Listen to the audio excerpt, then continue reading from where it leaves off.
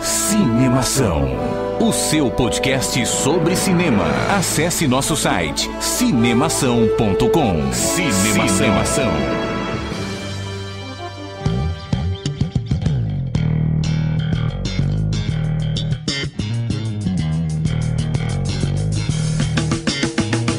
Seja bem-vindo ao podcast Cinemação número 50. Finalmente chegamos ao tão esperado número 50.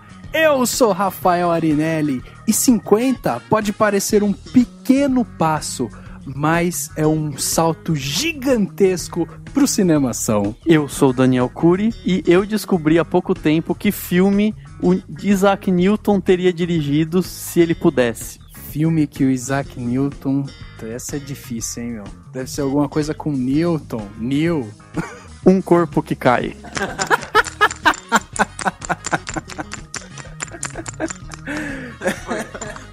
Foi boa, Daniel. Aqui é o Henrique Risato. Toda comédia romântica deve ser bem embalada com rock and roll. Aqui quem fala é a Ana Clara. Boa noite para os leitores e ouvintes do Cinemação. E são esses cartões e os filmes e as canções pop, eles são os culpados por todas as mentiras e os corações partidos e tudo do profeta Tom Hansen em 500 Dias com Ela. Olha só, boa essa também, hein? Hoje grandes introduções, o podcast Cinemação 50 começou com tudo hoje, hein? E hoje, no podcast Cinemação número 50, a gente já tinha anunciado e a gente volta a falar e a gente vai comentar tudo e mais um pouco sobre comédias românticas. O que esse gênero tem para trazer pra gente, além de muitos corações partidos e esperanças, né, de um amor ainda não encontrado, olha só. Vamos então começar o podcast Cinemação número 50. Agora no Cinemação. Eu começo, então. Repercussão. E eu me surpreendi com o filme. Repercutindo o que rolou durante a semana. Repercussão.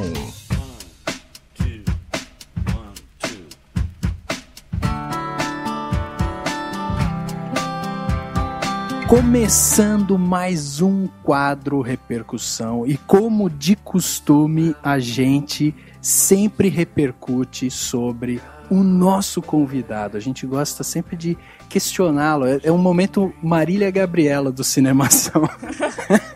É botar o convidado ali para ser entrevistado. Então, Ana, conta aí pra gente quem que é você, como você veio parar aqui, de onde você veio, o que você faz da vida. Ok, então, meu nome é Ana Clara Mata, eu sou editora do Rock and Beat, site de música, e do Ovo de Fantasma, site de cinema que eu criei. Eu acho que eu vim parar aqui por muito tempo de educação baseada em comédias românticas. E, assim, foi uma longa construção desse conhecimento, de várias tardes de domingo alugando todas as comédias românticas que tinham na locadora e assistindo-as, comendo pipoca. E foi assim que tudo aconteceu, pro bem ou pro mal. Eu sou estudante de publicidade na UFMG e, sei lá, acho que é isso. Muito legal, hein? E como que é o nome do site mesmo? Ovo de Fantasma. Ovo de Fantasma. Esse nome é um nome bem legal. Muito legal mesmo. Da onde que veio? Esse nome, ele veio a partir do subconsciente do meu amigo que fundou o site comigo, Daniel. Ele meio que sonhou que a gente ia montar uma banda cover de Wilco, que é uma banda que os dois adoram, e que a banda chamaria Ovo de Fantasma. Aí quando a gente foi montar um site de cinema, a gente não sabia que nome dar, e um dia eu tava numa exposição de arte e tava lá escrito na parede assim: o que a gente deve amar é o que não é explicável, a gente não pode entender. Aí eu falei, nossa, que é isso? Foi uma epifania, o site tem que chamar Ovo de Fantasma, porque é um nome nonsense, que não tem nenhuma relação, assim, necessária com o cinema, mas ele cria essa intriga, que é uma coisa que o cinema devia criar às vezes e tal. Sensacional. O nosso ficou mais, né, pro óbvio. Mas o nosso tem uns parênteses, que fui eu que coloquei os parênteses no Cinemação. Os parênteses eles fazem toda a diferença. Eles são muita personalidade. Muita. Não, esse pessoal aí, esses Daniel da vida, meu, são sempre com ideia criativa. É impressionante. Bom, então, e aí, Henrique? O pessoal querendo escrever pro Cinemação, tá querendo entrar em contato com a gente. E aí, a gente precisa passar para eles como entrar em contato com o Cinemação. Então, o que eles fazem para conversar com a gente? Tem vários caminhos. Por e-mail, é só mandar um e-mail pra gente no contato.cinemação@gmail.com. No Twitter, estamos com um novo Twitter agora, muito mais fácil. twitter.com/cinemação. E o Facebook é facebook.com/cinemação. E no Pager é 555 e aí vai. Olha, não brinca com pagers, porque até hoje tem um cinema aqui de BH, o único cinema de rua de BH, que no início dos filmes, ele faz aquela propaganda que anuncia pra você desligar o celular e ele fala pra você desligar o pager. Ninguém entende porque ele ainda avisa pra você desligar o pager. Desliguem seus celulares, pagers, e a gente... Só faltava falar pra desligar o telégrafo também durante o filme. Não, mas vai que a pessoa tá esperando um fax importante.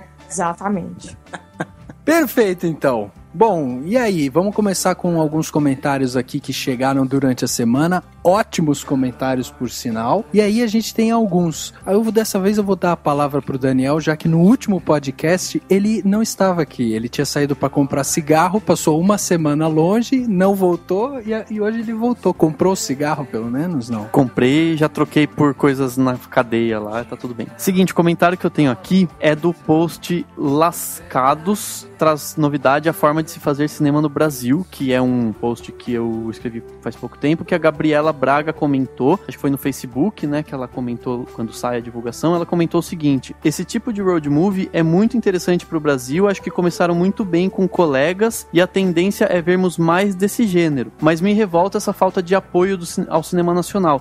Será que as empresas ainda não perceberam que o mercado está aquecido? E eu acho que ela comentou isso porque no post eu explico um pouco como que o filme foi feito sem nenhum tipo de apoio, geralmente de editais que saem no cinema brasileiro. Ele não teve participação em edital, não teve nenhum tipo de apoio de uma empresa, mas sim foi totalmente o produtor que acreditou no projeto, né? Eu acho bem válido o comentário dela, né? Quer dizer, acho que o Brasil não tem esse perfil e talvez esteja longe disso, né? De ter empresário simplesmente apostando num filme, até porque o mercado interno do Brasil é pequeno e não chega a dar o lucro necessário, né, pro filme. Eu acho que esse filme, pelo que eu vi, eles agora vão procurar apoio de secretarias de cultura pra finalizar o filme, né, mas eu acho assim, vai continuar existindo e eu não sou contra essa questão dos editais, de você fazer filme, é uma forma de se fazer filme muito importante e válida, mas eu acho que é sempre interessante ver iniciativas de filmes independentes que pipocam por aí, ou com algum investidor que topou dar uma grana, ou com alguém que conseguiu fazer tudo quase de graça, com a ajuda dos amigos e de uma equipe que topou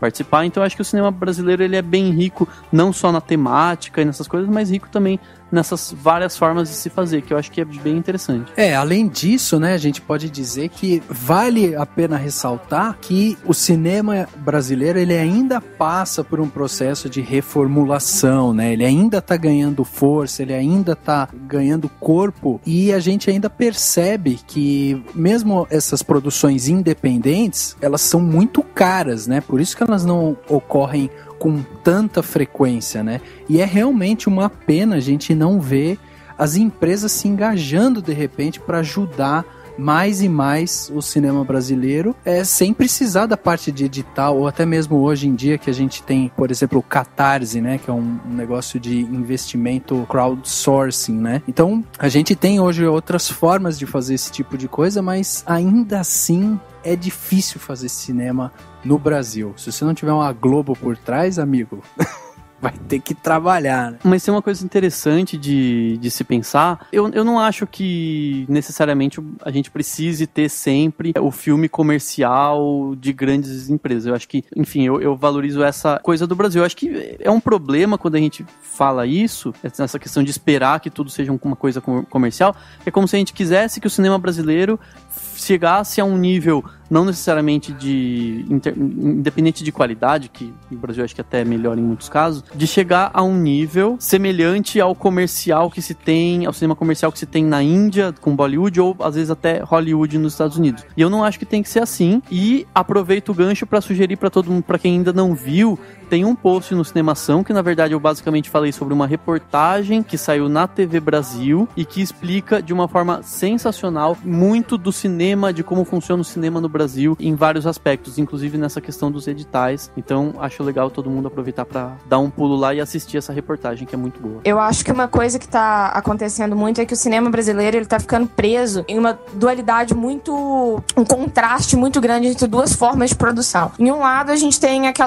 o mercado que tá muito aquecido, pelo menos assim na superfície, é o das comédias feitas com produção principalmente de meios televisivos e de braços cinematográficos de meios televisivos, e que tem essa ligação muito assim, você coloca um grande nome do humor atual da TV e automaticamente você consegue uma credibilidade muito grande para produzir seu filme. Isso tá acontecendo até em dublagem de animação aqui. Você consegue um nome importante do humor televisivo, você tá feito, todo mundo vai ver dublado ou vai ver o filme nacional. E do outro lado, a nossa produção independente já tem uns 6 anos, assim, uns 10 anos, na verdade, que tá brilhante, mas num nível muito...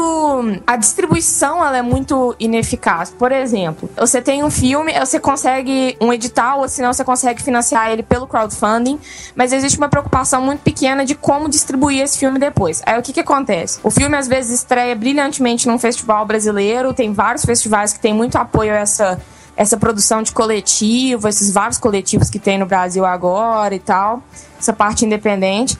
Você ganha um prêmio em Tiradentes, você ganha um prêmio em Brasília, você ganha um prêmio em Gramado, e o filme nunca sai no cinema. Nem que seja o quê? Nos cinemas de rua, nos cineclubes.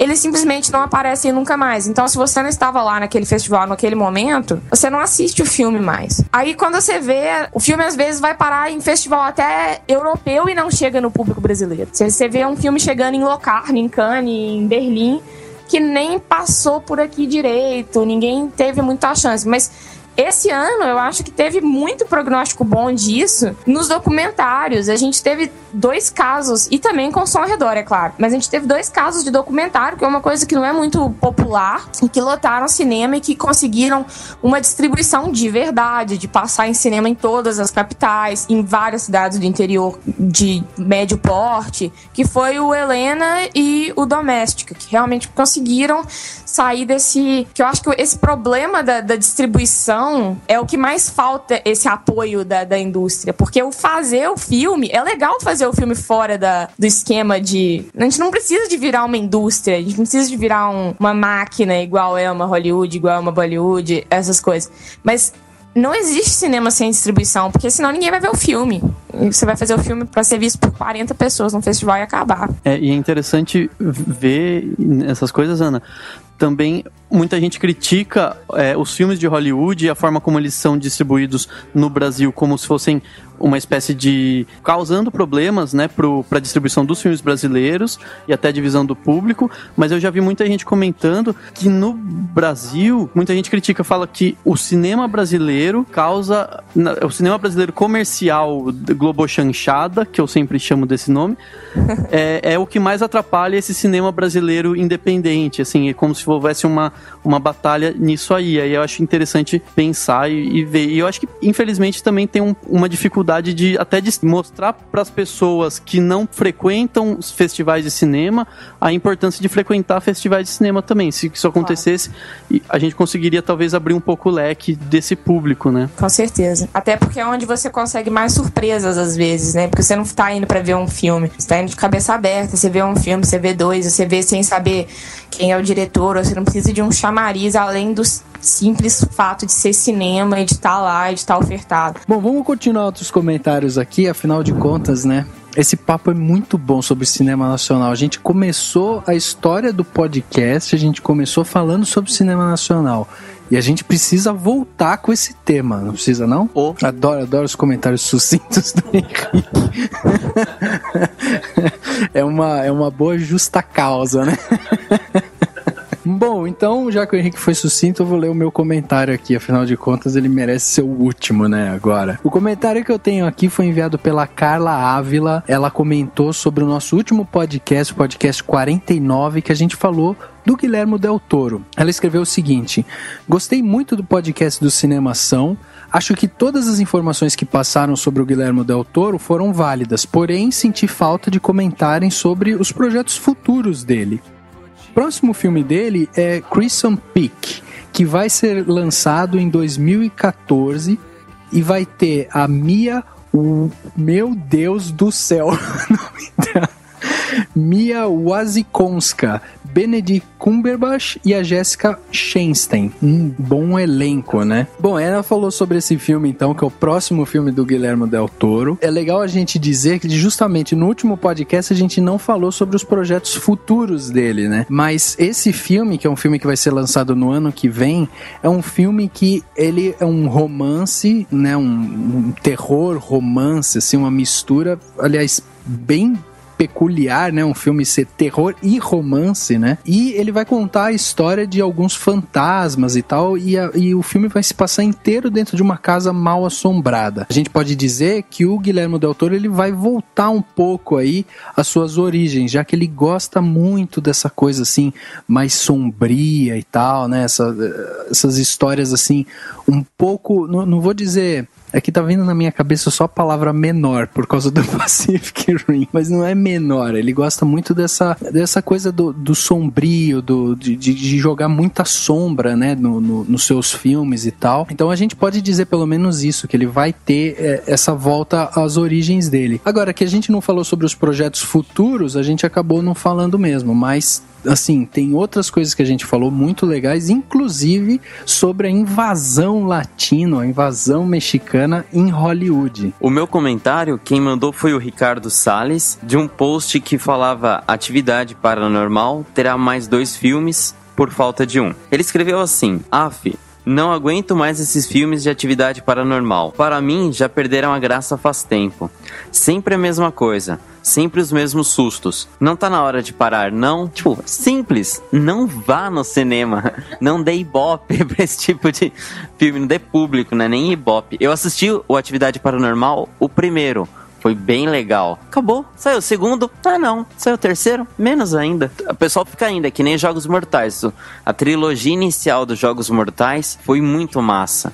O do 4 até o, sei lá, 10º, talvez, horrível. Eu também nunca mais assisti o Atividade Paranormal depois do primeiro e, não me fez falta. Só que é um tipo de filme que é muito barato, né? Então o povo vai ficar fazendo enquanto tiver público, porque essa é a vantagem, aliás, que Hollywood, de uma maneira geral, tem sempre pontos que estão fazendo isso agora, pegando filmes muito baratos e aproveitando a exaustão porque é lucrativo, né? Então... No mundo do terror não é nem um pouco novidade você pegar uma fórmula que dá certo uma vez na bilheteria e fazer umas 50 variações disso. Você pegar todos... Sexta-feira 13, é assim, não vai parar. É uma completa ilusão acreditar. Sinceramente, depois que abriram um parque de diversões de Jogos Mortais na Europa, eu percebi que, assim, o limite da franquia de terror que faz sucesso não existe. Ele realmente não existe. Se as pessoas estão dispostas a pagar até um parque de diversões de Jogos Mortais, eles nunca vão parar de fazer filme. Nunca. Muito menos, daqui a pouco eles podem fazer atividade paranormal também, né? Um quarto que você entra, você cochila lá e de repente as coisas começam a mexer, alguma coisa te puxa o pé. E não adianta a gente falar que não vai assistir, né? Porque a gente não é o público dele. Tipo, o público já tá formado e vai pro parque de diversões do Atividade Paranormal se for preciso, né? Exatamente.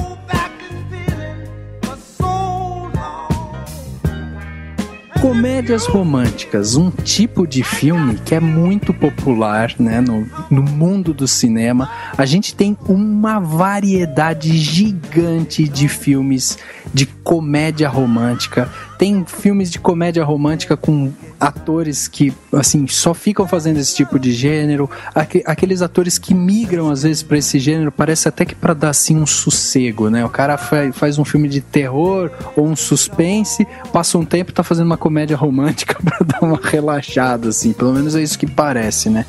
Mas eu queria começar esse papo sobre comédia romântica fazendo uma pergunta aqui pra vocês. Qual que é a diferença? Lógico que a gente tem a diferença entre comédia romântica e romance já no próprio nome, né? Que é a comédia. Só que existe, eu vejo pelo menos alguns filmes que eles têm uma linha muito tênue entre o romance, aquele romance mais clássico, assim, sabe, de sofrimento mesmo, e a comédia romântica, que ela não é uma comédia escrachada.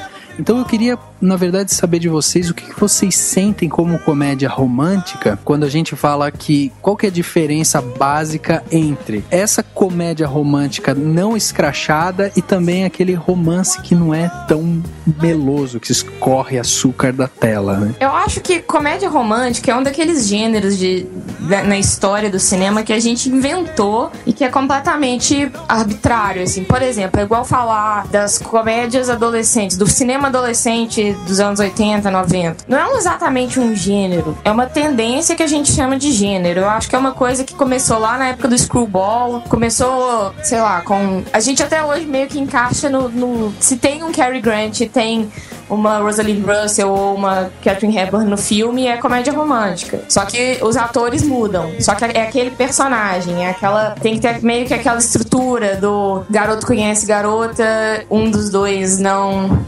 acha que não está afim, aí tem aquele momento, sei lá, um vai casar e o outro tem que correr pra impedir o casamento, aí tem a música dramática, aí no final já subverteram muito isso e a gente continua chamando de comédia romântica. Mas eu acho que na nossa cabeça, assim, aquilo ainda é a definição do gênero. Eu não acho que necessariamente falar que comédia romântica não pode ser escrachada. Eu acho que, inclusive, a comédia romântica está ficando cada vez mais escrachada. E ela não tá deixando de ser comédia romântica, assim, na minha opinião. E assim, você acha que, de repente, quando a gente fala de comédia romântica, então a gente pode dizer que ela tá abrangendo hoje quase que todo o gênero que envolva amor nos filmes, né? Essa coisa da conquista e tal. Independente dela ser uma coisa um pouco mais, assim, levada pra comédia mesmo, pra sátira, de repente, e não tanto aquela coisa mais Romeu e Julieta, né? Isso tá se mesclando mais hoje, né?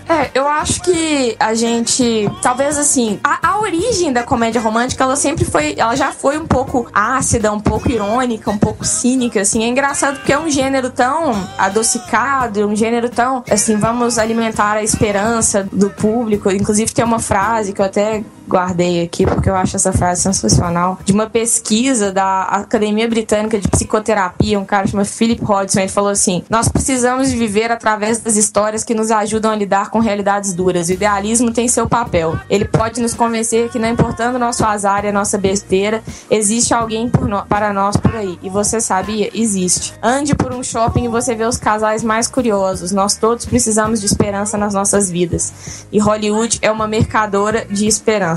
Eu acho que tem muito esse fator de, por mais que Hollywood seja uma mercadora de esperanças, o que ela é, inclusive essa pesquisa ela era sobre os efeitos negativos de assistir comédia romântica na vida amorosa das pessoas, que foi meio que comprovado por uma universidade aí, dessas universidades que ficam pesquisando coisa à toa. Mas se você pensar desde a origem das comédias românticas, o que eu falei do Screwball, Não Precisa de Escândalo, Culpa do Moleque Teimoso, Jejum de Amor, e principalmente depois do Billy Wilder, sempre foi uma coisa um pouco ácida. Eu acho que a comédia romântica, ela não chega a ser um drama, óbvio, porque ela te faz rir.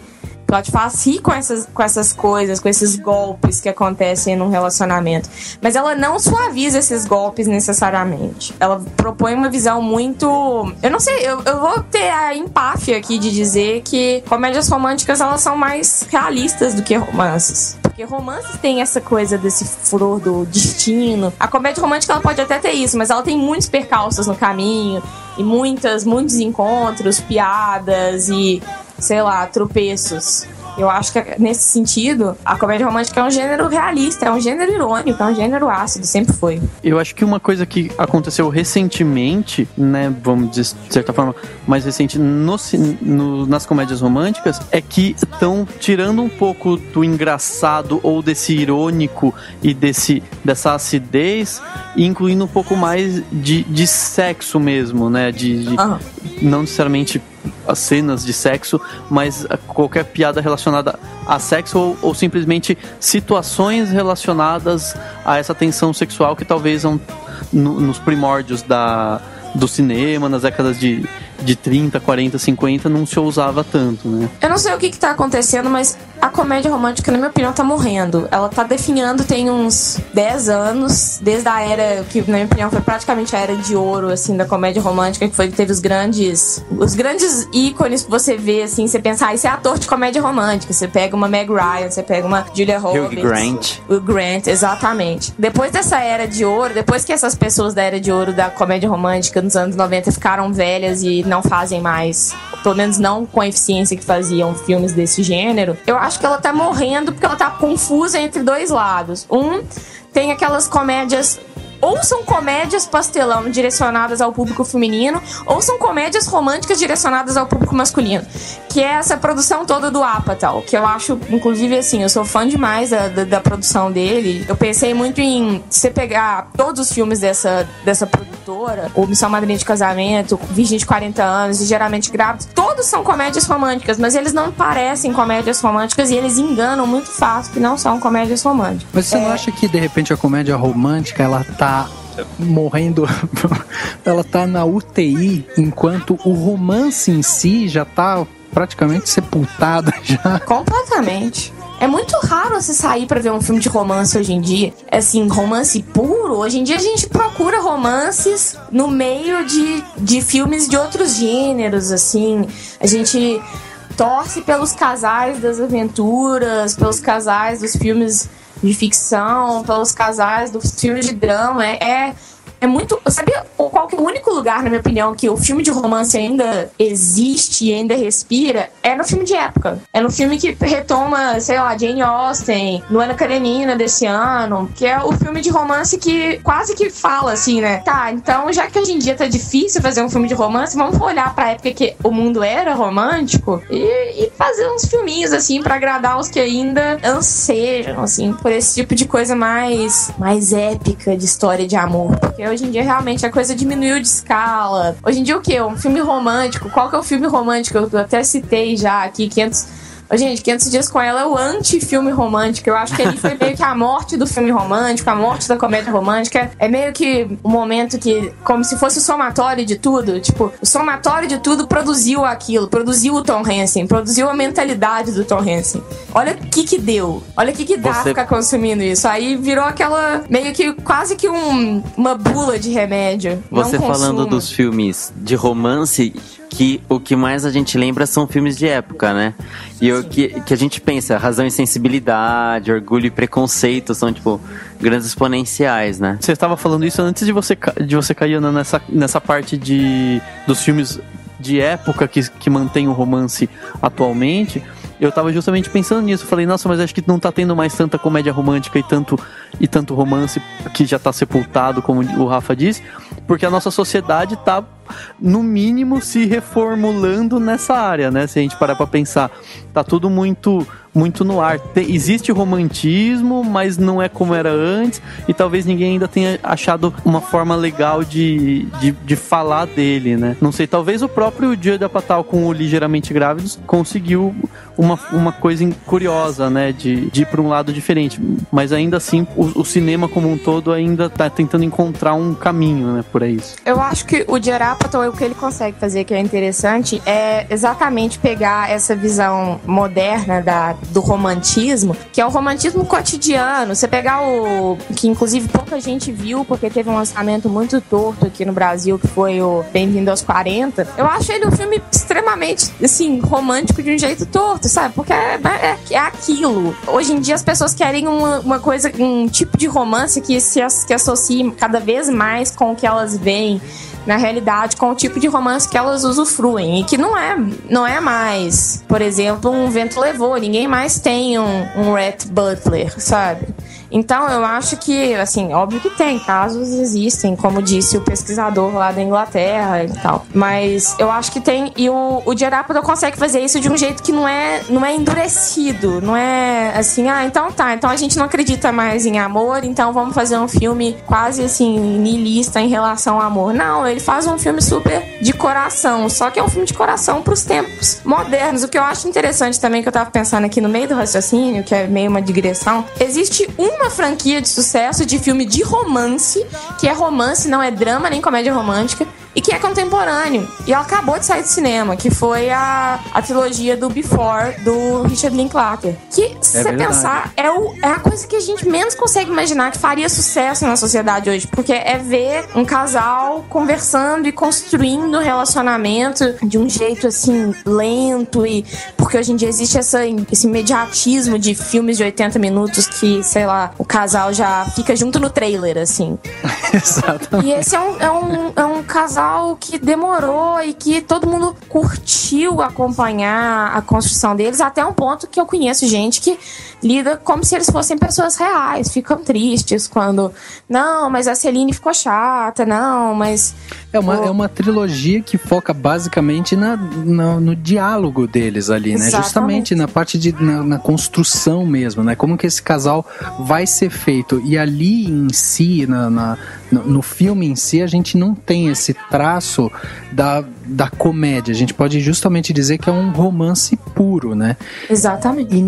E você estava falando justamente sobre essa parte de romance, da parte clássica, e me veio na mente o Anna Karenina, que é um filme que também foi lançado no começo desse ano, em março. É um romance mesmo, ele é um drama, mas ele tem esse tom todo romântico. E na hora me veio na cabeça que, na verdade, eu acho que o que está acontecendo no cinema é que eles estão começando a embutir o romance dentro de ação, dentro de drama, dentro de suspense. Aí me veio na cabeça na hora o tipo Transformers, sabe?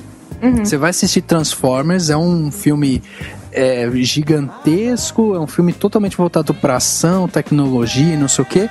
Só que no meio do filme, você vai assistir o primeiro filme, você tem o personagem principal se encantando pela menina da escola, que não dá bola para ele quer impressionar ela, vai comprar o carro e não sei o que. Quer dizer, você tá com o romance enfiado ali no meio e não há necessidade de fazer um filme só falando disso. E um romance fraco e colocado, acho que, no patamar mais baixo, né, da conquista básica, né? Se parar pra pensar isso, nos filmes de ação em geral acontece bastante. I live in Notting Hill, you live in Beverly Hills. Everyone in the world knows who you are. My mother has trouble remembering my name.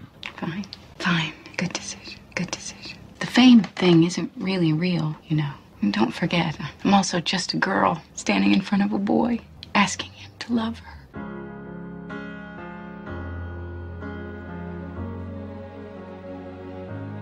Não sei, eu tava pensando aqui, eu lembrei de um filme de comédia romântica brasileiro que eu gostei. Não acho que é um filme sensacional, mas é um filme que eu gostei, que é o Malu de Bicicleta. É um filme com Marcelo Serrado, bem de boinha, assim, mas eu gostei. E aí eu comecei, não sei, eu comecei a pensar nisso. Vai sempre ter pontos de comédia romântica, e eu acho que a gente vive um momento em que a comédia romântica tá meio que um pouquinho na corda bamba, se equilibrando, mas ela consegue se despontar em alguns momentos, não grandes momentos, grandes bilheterias ou grandes resultados de crítica, grandes coisas que explodem tanto, mas que tem alguns filminhos que podem às vezes acalentar o coração um pouquinho, assim, que foi um pouco Malu de Bicicleta. Eu gostei quando assisti, achei divertido. Uma comédia romântica brasileira que eu acho, assim, espetacular e que é exatamente Antes do Pôr do Sol com comédia, é o Apenas um Fim, do Matheus Souza, que é assim, é uma conversa, seria teoricamente um drama, não tem um final feliz, desculpa pelo spoiler, mas porque comédia romântica não precisa de ter final feliz, tem várias. Se tem mais de uma semana, já não é spoiler. Verdade. Que critériozinho. Calma, eu não sei direito, assim, coisa de estreia. Então já pode falar do casal de Pacific Rim ou não? Pode. Então, Pacific Rim, daqui a pouco eu já vou falar do final já. Não, tem que ser uma semana depois que saiu do cinema, pelo menos, né? Verdade, eu acho uma regra mais justa, assim. Mas Apenas o Fim é um filme que também constrói base de diálogo, mas o diálogo é muito mais espertinho, assim, moderno e cheio de piada interna de... Assim, tipo, você prefere Transformers ou Godard? Tem comentários, assim, de cultura pop, e ele é uma... Porque, pra você pensar, a produção de comédia romântica e não só comédia escrachada com algum casal, é rara no Brasil. Pelo menos, assim, com qualidade, ela é bem, bem rara. Não consigo lembrar de muitos exemplos. O Brasil tá engatinhando em vários, né? Em vários gêneros, assim. Como a gente leu nos comentários aqui, falando justamente dos road movies, né? Também é um gênero que a gente teve aí chamou a atenção o Colegas, por ser um filme que falava sobre deficiência e tal, e era um road movie, e agora a gente tá chegando com um outro filme de road movie, mas assim, ainda tá engatinhando muito em vários gêneros. Eu queria aqui ressaltar o Cameron Crowe, que pra mim é um dos diretores que eu mais gosto, e ele faz muito essa parte de comédia romântica. Eu diria até que ele faz uma parte de comédia, de romance, de drama e principalmente o gênero família também, né? Pra mim tem 2 filmes dele que chamam muito a atenção, que eu encaixaria na parte de comédia romântica, talvez com um gênero assim, talvez não com aquela comédia tão forte e tal, mas com traços sutis de comédia. E eu vou dizer esses 2 filmes. O primeiro é Tudo Acontece em Elizabethtown.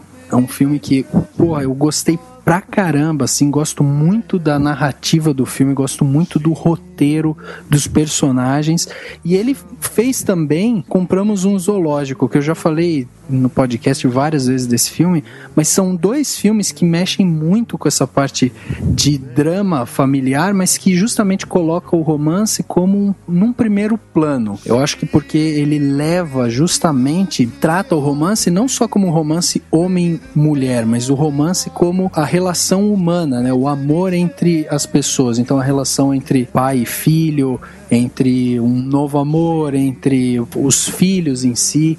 Então é um diretor que me chama a atenção muito, justamente por ele ter esse traço, né? E não ser aquela comédia romântica tão forte.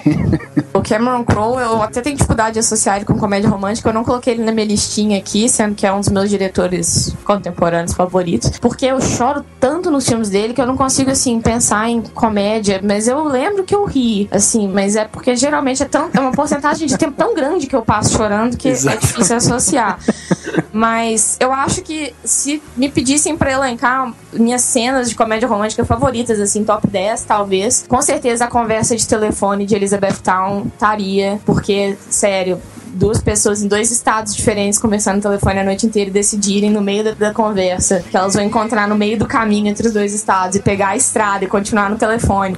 Aquilo ali é o cúmulo do... Como que é? Hollywood é uma mercadora de esperanças, assim, porque aquilo é romântico demais. Você tá falando da minha vida aqui? Tipo, eu em São Paulo, ela em Belo Horizonte por coincidência, só que a gente não tá no celular, a gente tá no Skype, né? Agora? Agora não, senão ela me mata. A gente tá falando com você, gravando via Skype. Mas com certeza, madrugada, passaremos assim, conversando, cada um num estado. Ou seja, ainda existe o romantismo no mundo. Aí tem uma pergunta que você tava falando justamente sobre essa coisa romântica, né? E eu tinha até notado aqui pra jogar a pergunta pro podcast pra vocês responderem. A comédia romântica em si, ela escancara talvez algum tipo de necessidade humana? Eu digo assim, por que é que filmes de comédia romântica eles são tão adocicados? As pessoas gostam daquilo. Por que elas se identificam tanto? Há uma necessidade de ver justamente algo que a gente gostaria que acontecesse conosco? Como que vocês veem isso? Eu acho que mais do que algo que a gente gostaria que acontecesse conosco, eu acho que tem muito de uma projeção de coisas que aconteceram conosco, de histórias de amor passadas. Gente, é o mesmo motivo. Se você pegar o MP3 player de qualquer pessoa, você vai pegar uma pelo menos, assim, vou fazer uma aposta exagerada, pelo menos metade das músicas do MP3 de qualquer pessoa fala sobre amor em algum momento. A música pop, ela tem uma ligação muito forte com falar de amor, porque dialoga muito facilmente com todo mundo. E a comédia romântica também. É você pegar um filme de drama que fala sobre um escândalo real na Dinamarca. Isso não é uma coisa que dialoga com você. Você nunca viveu um escândalo real na Dinamarca. Você quer ver pelo fator de ver uma história sendo contada. Mas você nunca foi assombrado por um fantasma. Não sei, mas assim... Só que você nunca lutou contra um kaiju em cima de um Jaeger, mas você já viveu alguma coisa que está retratada em alguma comédia romântica. Ou você não viveu o suficiente ainda, se você ainda não se identifica com nenhum filme de comédia romântica. Porque é uma coisa universal, é uma linguagem mais fácil de você se projetar. E mesmo quando você não viveu, você tem esperanças de viver, você tem vontade de viver, né?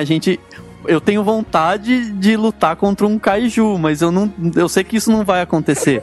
Agora, se eu vejo um romance, sou uma criança, por exemplo, vejo um romance ou uma comédia romântica e vejo o casal vivendo tudo aquilo que eles vivem, eu tenho esperanças, né? Enquanto criança, eu falo, nossa, eu vou ter uma namorada, eu vou brigar com ela, eu vou correr, eu vou chorar, eu vou voltar, eu vou fazer tudo isso.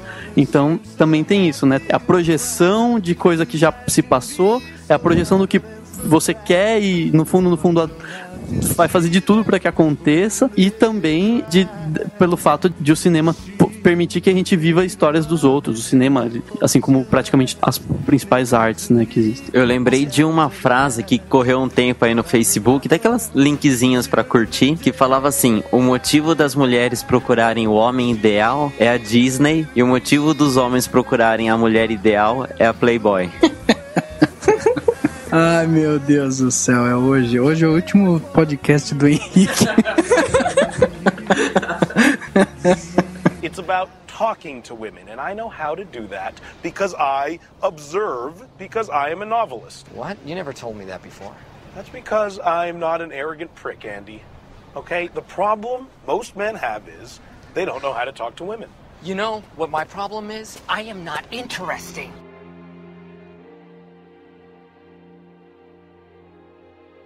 Eu queria saber o que vocês acham de atores. Vamos entrar na parte um pouco de atores aqui. Vamos falar um pouco sobre alguns atores que ficaram marcados dentro desse gênero.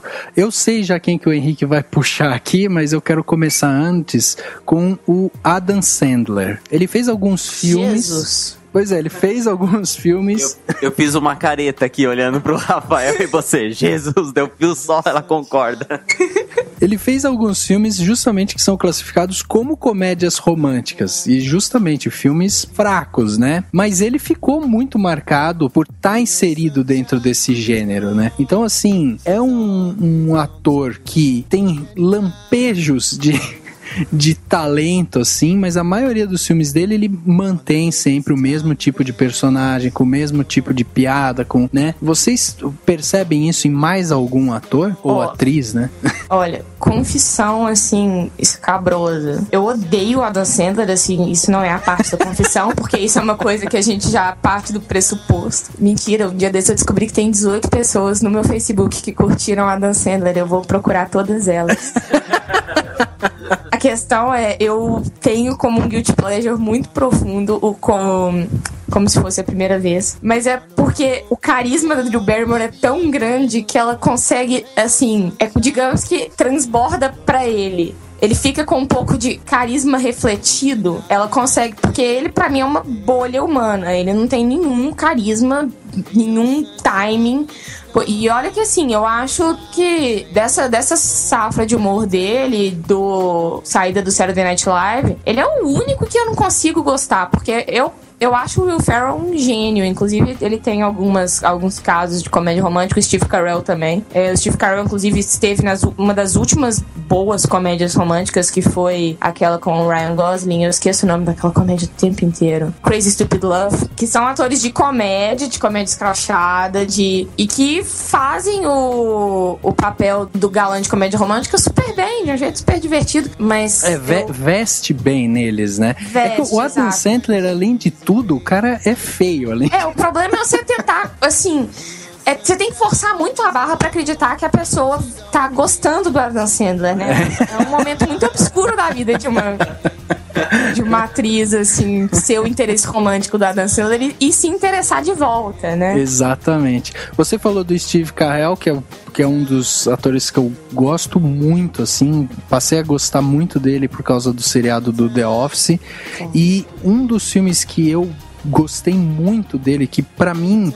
Eu até colocaria aí como comédia romântica também, que aquele filme Procura-se um Amigo para o Final do Mundo, né? É uma comédia romântica da mesma categoria do Cameron Crowe, que você chora muito mais do que ri, mas exatamente. Eu concordo. Mas ele veste bem esse galã de comédia romântica. Justamente o sofredor, o cara que vai atrás do amor, que sofre assim, situações inusitadas pra chegar naquilo, né? Por exemplo, tem uma também que eu não entendo por que a crítica malha tanto o filme, porque malha muito, que é o Danny in Real Life, que o nome é Eu, Meu Irmão e a Nossa Namorada, aquele título lindo de Sessão da Tarde que colocaram no filme, mas que ele também faz nesse filme, na minha opinião, um ótimo leading man de comédia romântica, e é um filme que eu acho super bonitinho e tem momentos engraçados, mas ele é um filme bem doce e bem sincero, assim. Eu acho o Steve Carell um coringa de Hollywood, e eu acho que ele tinha que estar sendo mais utilizado. Eu tava revendo algumas cenas de Pequena Miss Sunshine um dia desses, e ele é sensacional com drama também, além de ser um comediante brilhante, porque o Brick, tô esperando dezembro pra ver o Brick roubar a cena de novo em Âncora 2, mas ele faz um ótimo papel de leading man de comédia romântica. Ele já deu milhões de provas disso. Falando de ator, na verdade eu vou falar de atriz, que eu lembro e que tá marcada pra mim principalmente por uma fase da minha vida que eu assisti muita comédia romântica, que eu ia pro cinema assistir comédia romântica, que é a Julia Roberts, né? Que eu gostei muito do Lugar Chamado Notting Hill e tal, do próprio Uma Linda Mulher, que acho que entra como os clássicos, assim. E só que lembrando da Julia Roberts, eu lembrei do Lugar Chamado Notting Hill, e eu lembrei de um cara que eu curto pra caramba, que na casa é o roteirista, que depois foi diretor, que é o Richard Curtis, né? Que é um dos pais da comédia romântica britânica da década de 90 aí, vai. Gênio mesmo. E eu coloco Simplesmente Amor como minha comédia romântica favorita, me julguem, mas eu acho ele sensacional. E o Simplesmente Amor foi justamente o que ele escreveu e dirigiu. Eu acho muito legal, assim, interessante em vários aspectos, fala de amor de várias formas, é engraçado do jeito britânico, que é uma das melhores formas de ser engraçado, britanicamente falando. Sim, é top, e tem um ator bem famoso de comédia romântica no Simplesmente Amor, né, Henrique? Tem um aí. Detalhe é que, assim, o Daniel só fala bem de comédia britânica porque ele morou em Londres um bom tempo, né? Eu morei em Londres porque eu gostava de comédias britânicas, eu acho. Tipo, só passava lá, assim. O elenco de Simplesmente Amor não tem um ator famoso de comédias românticas britânicas. Ele tem mais de um. Inclusive, ele tem dois que são assim... Porque depois do Direito de Amar e do Discurso do Rei, a gente esqueceu que o Colin Firth começou muito associado com comédia romântica, inclusive com Bridget Jones, que é, assim, acho que eu não vou falar que é um guilty pleasure, porque não é um guilty pleasure, porque é bom. O primeiro é muito bom. O terceiro vai ser um desastre, eu tenho total, absoluta certeza. Mas, assim, eu nunca perco quando passa na televisão. Que tem os dois, tem o Hugh Grant e o Colin Firth, e em Simplesmente Amor também. Até mesmo porque Simplesmente Amor são, sei lá, 10 comédias românticas em uma só, é um pacote. Tem representações ali de... Se você separasse tudo, não ia ter o mesmo charme, mas se separasse tudo, você teria 10 filmes que são melhores do que a maioria das comédias românticas que saem por ano no cinema. O pessoal tá me enchendo aqui pra eu falar do Hugh Grant, porque quando a gente começou o podcast, tipo, 50 podcasts atrás, a gente ficava, vamos pensar em temas aí, vamos fazer. Daí eu falava, comédias românticas com Hugh Grant. Aí o Rafael sempre falou, beleza, a gente faz um podcast de comédias românticas. Deu, não, cara, comédias românticas com o Hugh Grant. Tipo, pra mim é um dos meus atores favoritos de comédia romântica e um dos atores mesmo que eu mais gosto, né? Não sei se todos vocês concordam, mas... Tipo assim, se tá passando 4 casamentos e um funeral na TV, eu paro, assisto. É uma obrigação, é um dever para com a humanidade assistir. toda vez. Tem um que sumiu da TV, sempre passava na Globo, que era o 9 Meses, que era muito legal. E o Simplesmente Amor, pra mim, tipo, é o primeiro no top de comédias românticas, assim. É o filme que, tipo, é aqueles filmes que eu já perdi as contas de quantas vezes eu já assisti Simplesmente Amor, assim. E letra e música? E letra e música também, tem umas musiquinhas no computador. E tem uma das minhas atrizes favoritas, que é a Drew Barrymore. Aliás, o letra e música, eu acho ele muito estúpido em vários aspectos, mas ao mesmo tempo ele é legal justamente porque ele é estúpido em um monte de coisa, né? E essa musiquinha dos anos 80, acho que é o ícone do filme, assim, é muito engraçado. Eu acho muito legal. Quantas vezes eu já não coloquei o DVD porque ele faz parte da minha coleção particular de comédias românticas construída na adolescência? Quantas vezes eu não coloquei o DVD só pra assistir o clipe do Pop? Aquilo é uma coisa assim, brilhante, o clipe da banda. A dança da. Tipo, eles fazem tipo uma dança com os quadris, assim, como se fosse uma moto. É brilhante. Uma coisa que eu tava pensando aqui é que eu acho que muito desse fracasso da comédia romântica pós 2010 tem a ver com essa tipo assim, a gente não tem mais um referencial dos queridinhos do gênero de ator. Se você pensar em toda a história da comédia romântica, as mulheres que sempre foram as queridinhas da América e que faziam as comédias românticas. A gente teve Katharine Hepburn, Marilyn Monroe, Audrey Hepburn. Aí veio o Woody Allen colocando a Diane Keaton. As comédias românticas adolescentes dos anos 80, a Molly Ringwald. Aí veio anos 90, a Meg Ryan, que fez uma tríplice coroa de filmes de comédia romântica dos anos 90, que é Harry Sally, Sintonia de Amor e Mensagem Pra Você. E o meu favorito é Mensagem Pra Você desses três, que é o que ninguém dá a mínima, mas eu acho assim, tem o final mais lindo das comédias românticas até hoje. A hora que você falou, eu pensei Mensagem Pra Você também, que é um dos meus filmes favoritos. É lindo aquele filme, pelo amor de Deus. E a Julia Roberts. E agora?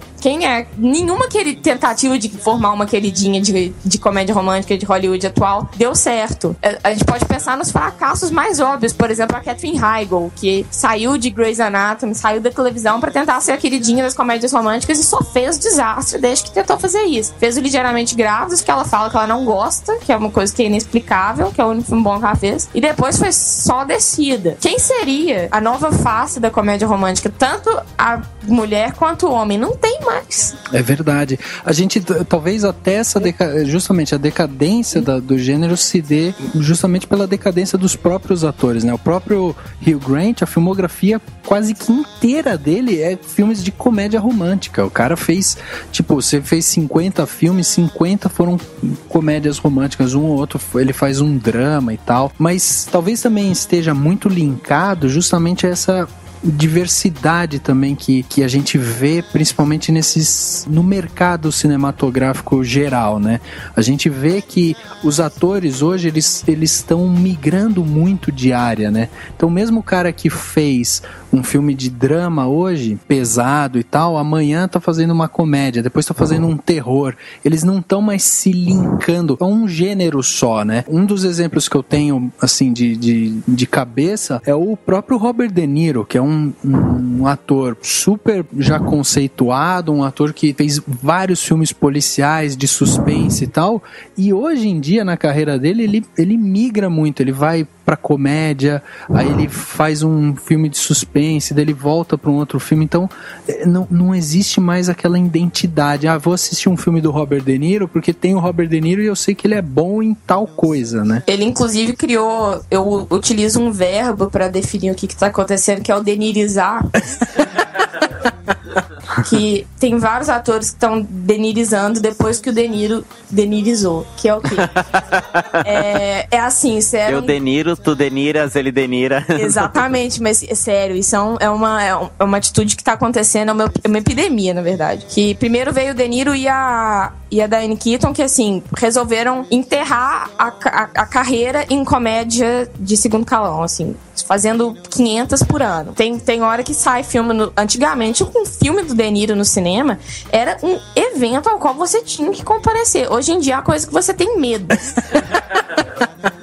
Exatamente. Porque tem muita chance do negócio ser esquisito. Às vezes sai esse filme do De Niro no cinema, sai do cinema e você nem sabia que tava em cartaz. Que é esses atores que migram desses gêneros mais dramáticos, mais densos, direto pra comédia romântica de terceira idade. Que, inclusive, me leva a pensar em uma diretora que virou meio que o sinônimo disso, que é a Nancy Meyers, que adora ajudar na denirização das pessoas. Ela deniriza todo mundo. Ela fez isso com Jack Nicholson, que já também partiu. Inclusive, não tinha pensado nisso. Jack Nicholson, ele pode até ter denirizado com Alguém Tem Que Ceder. Mas ele fez uma das melhores comédias românticas dos anos 90, sendo que ele é um ator que não tem cara de comédia romântica, não tem perfil, que é Melhor é Impossível, que é espetacular, que é engraçado, é dramático e é romântico de um jeito completamente atípico. É um filme sensacional. Mas sério, é muito sério essa coisa da denirização. Tá criando uma aula da terceira idade de novas... Daqui a pouco tá chegando a Meg Ryan e o Grant. Vai ter a vez deles também. Eles podem... Dá a impressão que eles estão meio que jogando pro alto, né? Cansei Exato. de tudo isso, vou fazer isso aqui que dá uma graninha mesmo, não dá muito esforço e tal. Dá essa impressão mesmo, sei lá. Tem um pessoal que trabalha comigo que usa a expressão projeto véia louca. Elas falam que o sonho delas é serem véias loucas. Quando fica véia, vai ficar louca e vai ter motivo pra dizer que ficou louco porque ficou véia. Então, às vezes, talvez eles tenham feito isso, né? Tipo, projeto velho louco. Vou fazer esses filmes, tô nem aí porque vão falar de mim. Já tenho minha carreira, já entrei pra história do meu jeito. De repente é isso, né? Só isso explica o Al Pacino em Jack e Jill. Verdade. Eu tive um sonho engraçado. Conta. Não, nada demais. Conta, pô. Não, nada, juro, Eu quero nada demais. Conta o seu sonho, não custa nada, tá? Eu sei que tinha um urso de pelúcia gigante invadindo a cidade e tal, e ele soltava fogo pela boca, tinha uns raios, era meio doido. Sério? Aham. Era o seu sonho? Era. E aí ele vinha me atacar. Era mal, assim, era um urso? Era mal, bem mal. Tipo, ele veio invadir tudo. Não é um macaco, não? Porque se for um macaco, eu conheço essa história. Não, é um urso. Não é uma piada, é meu sonho. Tá. E aí ele vinha me atacar, e na hora que ele vinha me atacar, você chegava num cavalo branco. Mentira. Essa parte é mentira, você tá inventando. Eu não tô inventando. Eu falei que não tinha nada demais no sonho. Eu chegava num cavalo branco? Chegava num cavalo branco. Tá, e não era pequeno não, era daqueles enormes. Eu não consigo me imaginar num cavalo branco, mas tá, continua. Não, era isso, eu acordei. O sonho acabou aí. Acabou? Você vai acabar na melhor parte? Como é que eu mato? Então eu escolho agora. Eu quero saber o final.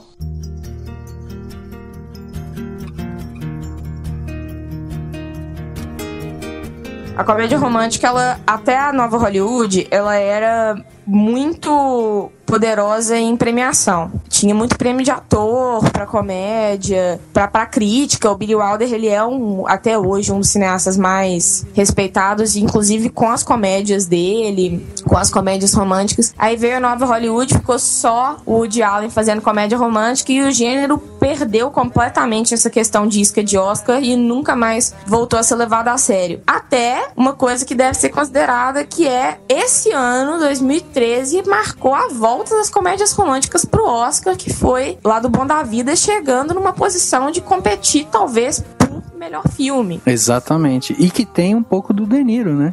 Exatamente. Mas não denirizando, assim, só pra...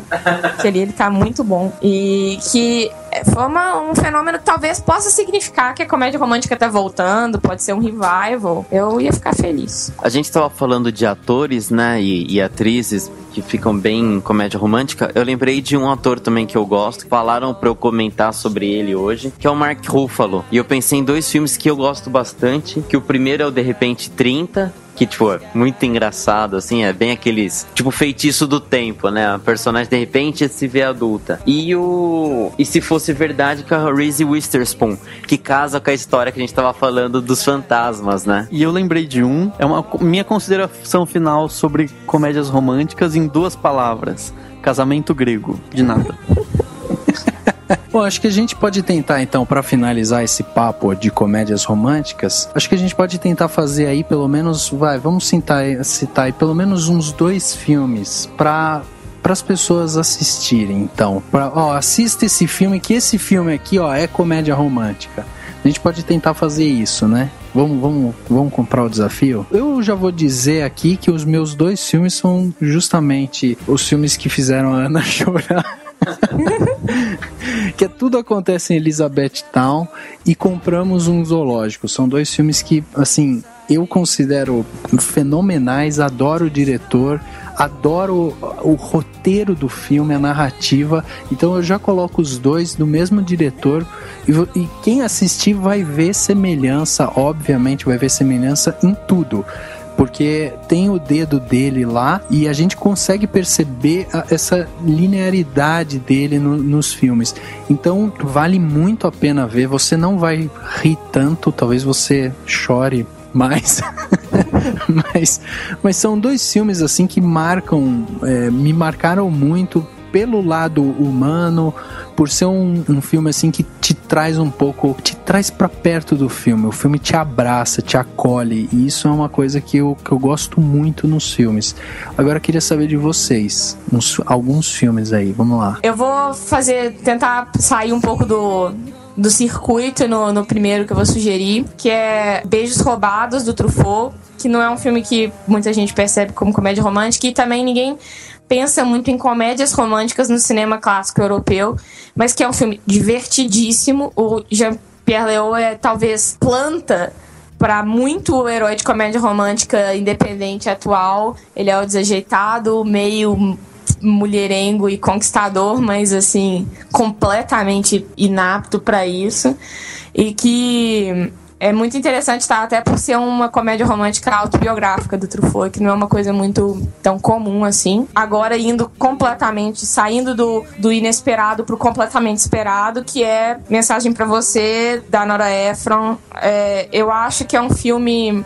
Primeiro, por ele ser um filme do amor moderno, do amor que começa na internet, é uma atualização da ideia A Loja da Esquina, do Lubitsch, que era de carta, mas agora o mais engraçado é que assim, falar, nossa, A Mensagem pra Você é um filme super atual. É um filme atual no qual os personagens ficam mandando e-mails na internet discada da AOL. Mas é muito o esquema que a gente vive hoje de gostar de alguém pelo que a pessoa fala, pela construção meio à distância, assim. E porque quando você, ouvinte, vê a última cena e escutar o Don't Cry Shop Girl, se você não ficar pelo menos assim um pouquinho abalado, emocionado, né? Você pode me mandar uma mensagem falando que eu retiro o que eu disse, mas eu acho que emociona todo mundo. Não, esse filme, você até comentou que as pessoas não dão tanta atenção pra ele, mas pra mim tá com certeza no top 5 de comédias românticas, assim. Primeiro pelo Tom Hanks, que eu já sou fã dele de carteirinha, e a Meg Ryan, que é assim, é um dos símbolos justamente da comédia romântica. Então você junta os dois e eles têm ainda essa coisa do que, na verdade, eu acho esse filme muito engraçado no sentido de que ele tem uma dualidade ali, né? Quer dizer, a distância é o que aproxima os dois, enquanto o que faz eles estarem perto é o que distancia, né? Eu acho isso muito interessante no filme. É bem legal. E justamente, esse filme é genial. Eu tô contigo nessa, hein? Além do meu primeiro lugar ir pro Simplesmente Amor, por vários motivos, por ter muitas histórias, né? Enfim, por ter toda essa construção legal, por ter a Emma Thompson, que eu sou fã dela, enfim, por ter a Keira Knightley. A Keira Knightley. Sabia que eu só ia lembrar se alguém me lembrasse. O cara que faz a serenata é o Rick Grimes do The Walking Dead. Verdade. Tá bom. Enfim. Bom, então vamos lá. Simplesmente Amor. E aí depois eu fiquei em dúvida entre uns mais modernos que eu gostei e tal, mas eu vou colocar um clássico que também entra, enfim, que é até pela forma como ele recondicionou a comédia romântica, Noivo Neurótico, Noiva Nervosa, que o Woody Allen é Woody Allen, principalmente nessa época que ele fez esse filme. Mas não é tarde demais pra falar que Annie Hall é a melhor comédia romântica da história. Concordo. Definitivamente. Assim, Simplesmente Amor é segundo lugar pra mim, mas Annie Hall, sério. Eu coloquei o Simplesmente Amor por motivos pessoais. Eu acho que é complicado isso. Às vezes a gente tem uns filmes que a gente fala, não, esse aqui tem que ficar porque e tal, porque eu gostei muito, enfim, eu assisti muitas vezes, mais vezes que o Anyhow, mas enfim. Bom, eu não vou ficar no óbvio do Hugh Grant, porque eu já falei que eu gosto de todos, então todos estão no meu top 5 aí, sei lá. Mas tem 2 que a gente não comentou aqui, que são comédias românticas, que eu gosto pra caramba. O primeiro é Do Que as Mulheres Gostam, que é muito engraçado, acho que é com o Mel Gibson, se eu não me engano. A cena dele dançando Frank Sinatra também é muito legal. E um outro que é bem antigo, que eu gosto pra caramba, é o 10 Coisas que Eu Odeio em Você. Então acho que são 2 comédias românticas anos 90, mas que tipo, eu também, tá passando, eu paro e assisto. Cara, Do Que as Mulheres Gostam foi o filme que eu assisti que me inspirou a virar publicitário. É um filme, é verdade, porque é um filme que ele não me encantou pelo romance dele, mas eu fiquei apaixonado por toda aquela busca que ele faz, né, por tentar entender a cabeça das mulheres, não sei o quê, pra vender toda a concepção do negócio lá pra Nike e tal, enfim. Mas o filme me chamou muito a atenção por isso, por essa... Assim, ele mergulha no mercado publicitário de uma forma muito romantizada e eu acabei gostando do filme que me inspirou a seguir carreira. Viu só, Rafael? Pode me dar um aumento, então. Rafa, até você falar a palavra publicitário, eu fiquei com medo do que você ia falar.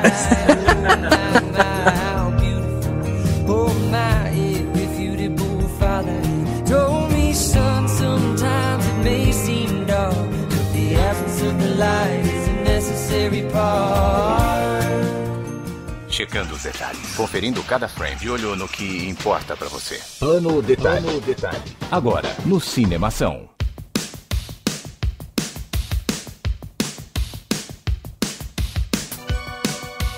Chegando a mais um Plano Detalhe, mais um momento onde damos dicas pra você passar bem a semana, né? E como de costume, a gente sempre coloca o convidado na linha de frente do Plano Detalhe, porque já é pra ele, né, já se acostumar já com o que vai acontecer.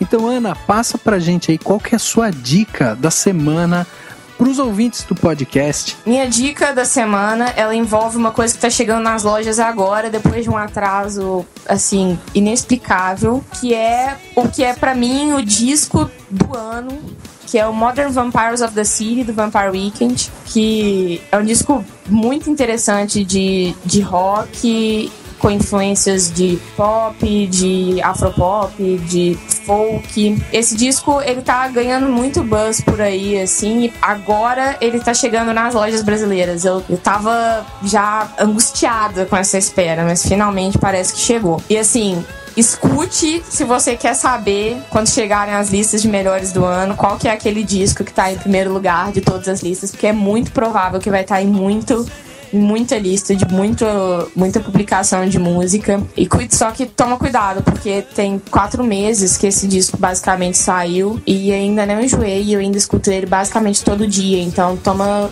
assim, se você não tiver com tempo pra ficar escutando o mesmo disco por 4 meses, eu até retiro a minha dica. Mas se você quiser um disco muito bom de 2013, esse é o disco. É melhor que o Show das Poderosas? Olha, o disco da Anitta não é bom. Sim, eu escutei.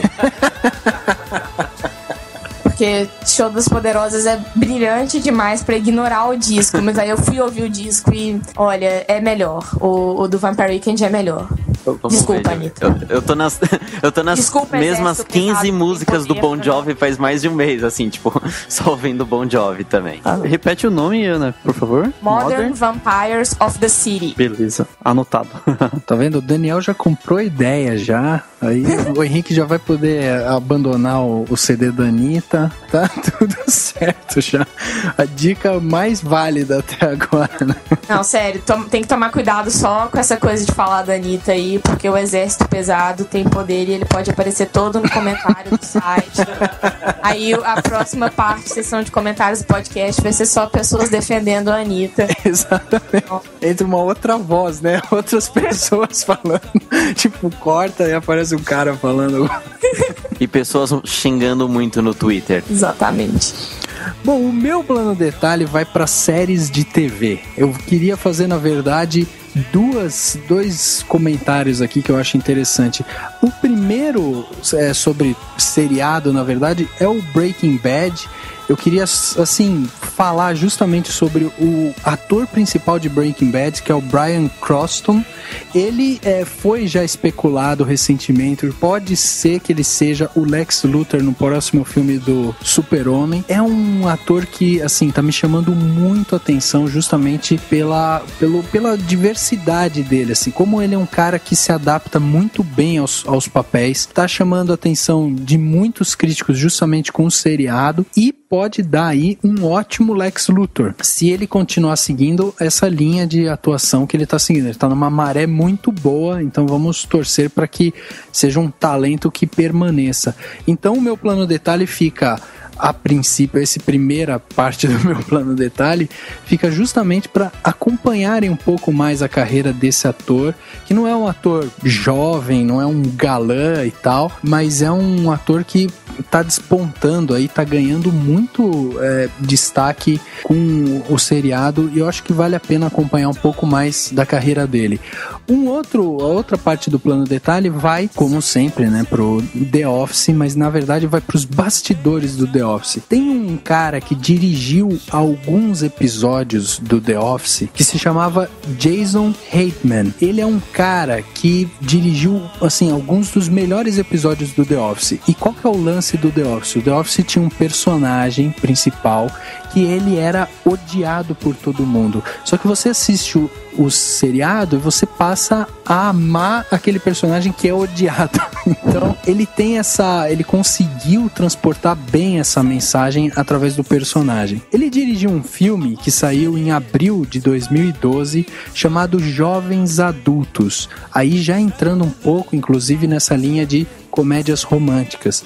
Esse filme, que tem como atriz principal a Charlize Theron, ela faz justamente esse papel. Ela é uma mulher que escreve um desses tipo de livro, assim, tipo Crepúsculo, tipo 50 Tons de Cinza e tal.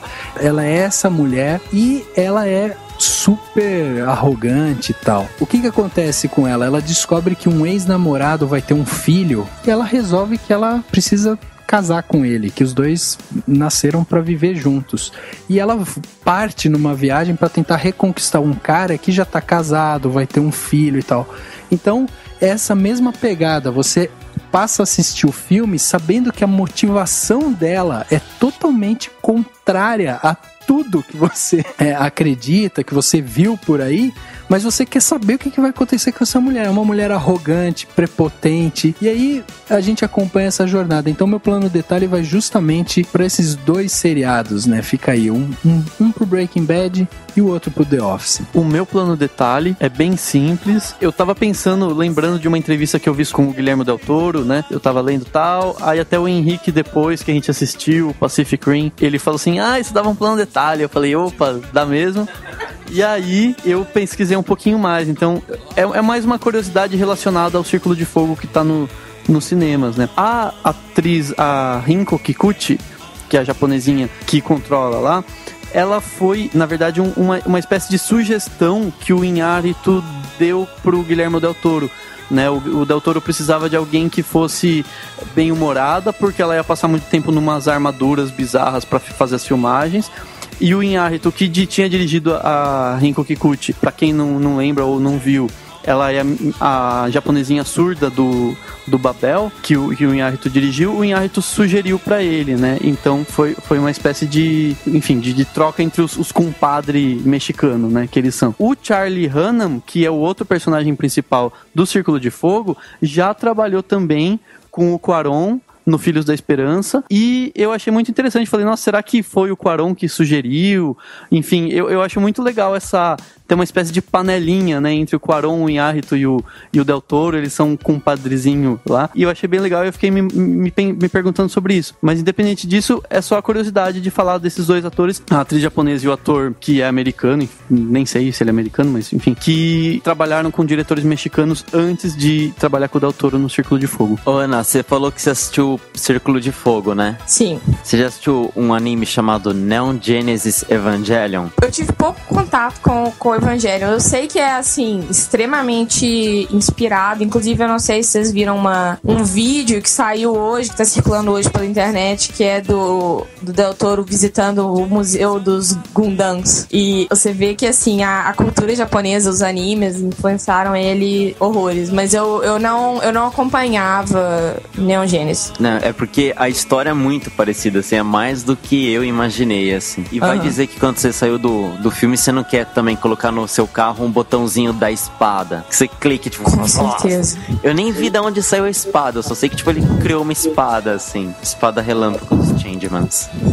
Quando eu era pequena, eu lembro que eu sempre saía do cinema querendo ter a profissão do herói que eu tinha visto. Eu saía de Missão Impossível achando que eu ia ser espiã, ou em outros filmes, sei lá, astronauta. Se eu tivesse visto esse filme, Círculo de Fogo, quando eu era pequena, eu ia ter uma fixação por ser piloto de Jaeger que não ia ter o que me tirar da cabeça. Porque eu saí no auge dos meus 22, quase 23 anos, falando que eu queria ser piloto de Jaeger e que, como assim, o mundo não vai me proporcionar fazer um neural handshake com alguém e pilotar um robô gigante. Pô, só eu que saí querendo ser um kaiju?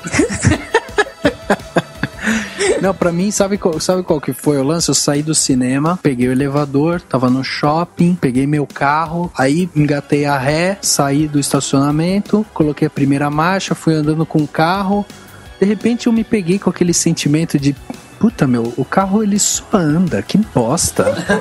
Não faz nada mais, ele só anda pra frente, pra trás, abre porta, que merda. Nota mental, no Natal, pedir o Gypsy Danger.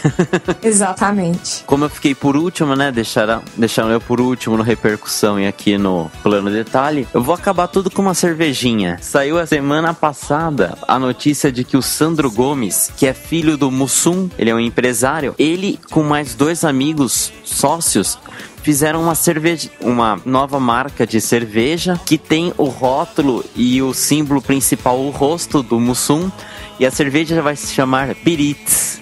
Muito Mussum isso. E daí, assim, a cerveja ela vai ser vendida inicialmente nas capitais de São Paulo e Rio de Janeiro, no valor de R$15, tipo, tá mais cara que a Duff. E ela é do tipo Vienna Lager, que, como eu não entendo de cerveja, assim, é cerveja. Então fica a dica aí pra quem morar nessas 2 cidades. Agora a gente tem a cervejinha do Mussum, se bem que ele gostava mais de mé. Inclusive, se a gente quiser, a gente poderia sugerir para as pessoas assistirem jovens adultos tomando o Biritz e escutando o disco que a Ana falou. Tipo, faz tudo junto, só não dá para convidar o Del Toro do Dani. Que isso, aposto que ele toparia. Você pode ir com uma camiseta do Del Toro. Vou falar um pouquinho de espanhol, tá bom.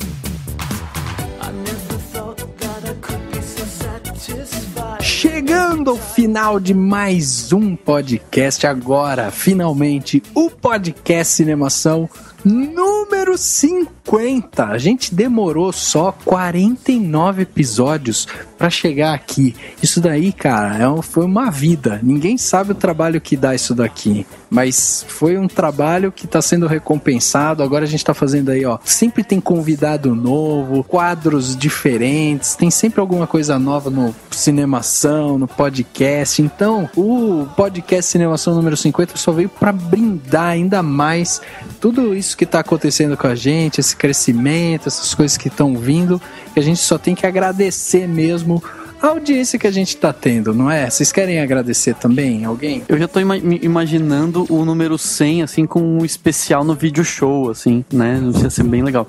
Mas é verdade. Piadas à parte, pô, eu tô super satisfeito. Eu sei que quem tem mais trabalho é você, Rafa, que fica editando o podcast.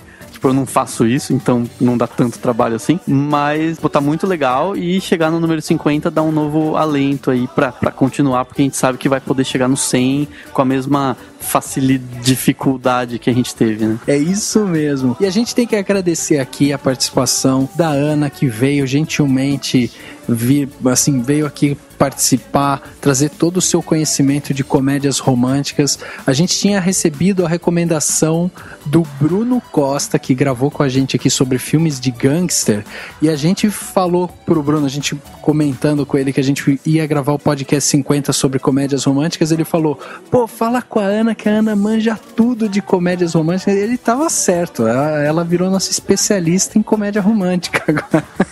Eu que agradeço o convite e aquela coisa, que bom que o conhecimento de comédias românticas adquirido com o tempo, assim, funciona, né? Pode fazer coisas boas para a humanidade também, não só a teoria do Tom Hansen de que só estraga a vida das pessoas, mas não aí. Exatamente. E aqui a gente tem que falar, né? A Ana falou no começo e a gente volta a falar aqui. Ela tem aí o site dela de cinema, que é o ovodefantasma.com.br. Então, se você gosta de um conteúdo de qualidade, se você gosta aí de boas críticas e gosta desse papo de cinema, esse é outro site que você pode ir lá visitar, você pode beber da fonte e que tem muita coisa legal lá. E melhor ainda, interage com o pessoal para saber o porquê do nome. Tem uma história fantástica por trás. Então, Ana, muito obrigado de novo pela sua participação. A gente agradece muito você ter disponibilizado o seu tempo aí para contribuir com a gente. E fica a dica aí de que nos próximos, muito provavelmente, você vai receber outros convites aí, não só sobre comédia romântica. Pode deixar que eu volto. Obrigado mesmo. Vou agradecer então a Ana também, o Dani, o Rafa e a Zoe de Chanel. Porque foi graças ao 500 dias com ela que eu aprendi que você tem que prestar atenção no que as mulheres falam.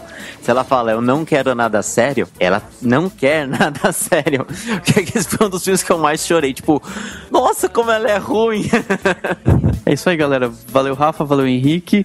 Obrigadão, Ana, pelos seus conhecimentos compartilhados com a gente. E galera que tá ouvindo todo mundo, obrigado. Galera que tá ouvindo todo mundo, tá ótimo, né? E pessoal que ficou ouvindo até agora, muito obrigado e até a próxima. Obrigado. Show de bola, o podcast Cinemação número 50 fica por aqui, até a próxima.